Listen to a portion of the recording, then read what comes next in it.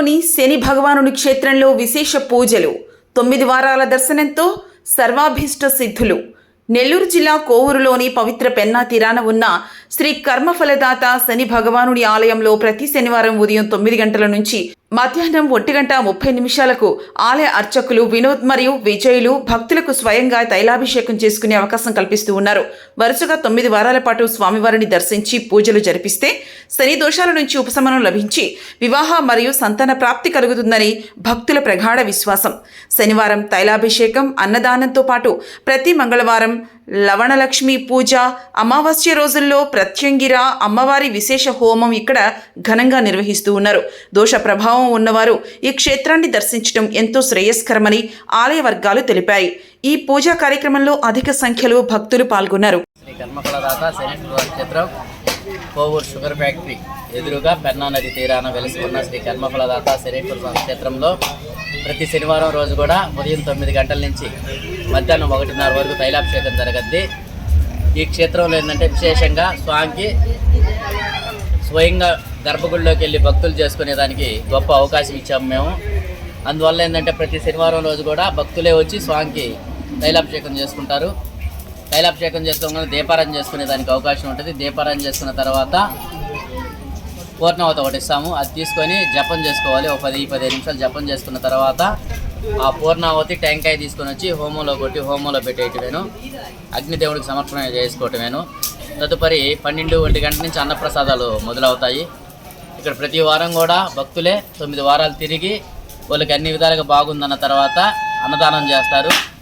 అట్టా అన్న ప్రసాదాలు ప్రతి శనివారం రోజు కూడా ఈ క్షేత్రంలో అన్నప్రసాదాలు దాదాపు ఒక 300 మంది 350 మంది దాకా అన్నప్రసాదాలు జరుగుతూ ఉంటాయి. మంగళవారం రోజు కూడా రాహుకాలంలో రాహుకేతువుకి, అంగారకుడి స్వామికి, లక్ష్మీదేవికి వీళ్ళందరికీ వ్రతంలాగా లవణలక్ష్మి పూజ అనే ఒక పూజ జరగద్ది. ఆ పూజా విధానం కూడా చాలా ఎక్కడ అంటే అక్కడ చేసేది ఉండదు. అన్నీ ఇక్కడ చేసినట్టని నదిలో సమర్పణ చేసుకుంటాము. అనేక విధాలుగా ఈ క్షేత్రానికి భక్తులు వచ్చి ఇక్కడ స్వామివారి కృపకు పాత్రలు అవుతూ ఉన్నారు. 9 వారాలు తిరిగిన తర్వాత ఖచ్చితంగా వాళ్ళకి అనుకున్న పనులు అయితే జరుగుతూ ఉన్నాయి. వాళ్ళకై వాళ్ళే వచ్చి చెప్తున్నారు, స్వామి మాకు ఫలాని అనుకున్నాము, ఫలాని ప్లాట్ అమ్మాలనుకున్నాం అమ్ముమేమో, ఫలాని గృహం అమ్మాలనుకున్నాం అమ్ముమేమో, మాకు కళ్యాణం కాకుండా ఉన్నది కళ్యాణం అయింది, సంతానం లేకుండా ఉన్నది సంతానం జరిగింది అనే ఒక సంకల్పం ప్రకారం భక్తులే ఇక్కడికి వచ్చి చెప్పిన తర్వాత మేమే ఆ భక్తి శ్రద్ధతో వారు తిరిగి చేసుకున్న తర్వాత ఆ చెప్పిన మాటలకే మాకు చాలా ఈ గుడికి మేము చాలా ముఖ్యంగా అనుకుంటాము. 10 మందికి కూడా మేము చెప్తాము ఇది ఇది ఇది విధానం అని. అలాగా ఈ క్షేత్రం దినదిన అభివృద్ధి చెందుతూ ఉంది.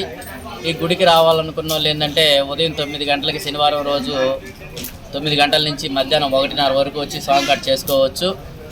ప్రతి అమావాస్య రోజు కూడా పితృదేవతలకి ఇక్కడ పెట్టిస్తాము. పితృతర్పణాలు, పిండ ప్రదానాలు అవి జరుగుతాయి. గుమ్మడికాయ దిష్టి, గుమ్మడికాయ దీపారాజన అలాంటి కార్యక్రమాలు జరుగుతాయి. విశేషమైన దినాల రోజు అమావాస్య వచ్చిందంటే ప్రత్యంగిర అమ్మవారి హోమం జరగద్ది ఇక్కడ. ఆ హోమం ఎక్కడంటే అక్కడ చేసేది కాదు. ఎండుమిరపకాయలు వాటితో అమ్మవారికి హోమం చేస్తాము. అది భక్తి శక్తులతో ఉండేవాళ్ళు కూర్చొని చేసుకునేదానికి కూడా అవకాశం ఉంటుంది. అలాగ దినదిన ఈ క్షేత్రం అభివృద్ధి చెందుతూ ఉంది.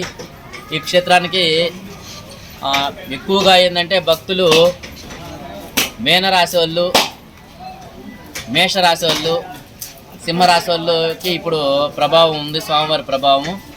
అందుకని మేషరాశి వాళ్ళు కానీ సింహరాశి వాళ్ళు కానీ స్వామివారి కాడికి వచ్చి 9 వారాలు తిరిగి చేసుకుంటే ఇంకా ఉపశాంతి జరిగేదానికి అవకాశం ఉంది. ఓం శనేశ్వరాయ నమః.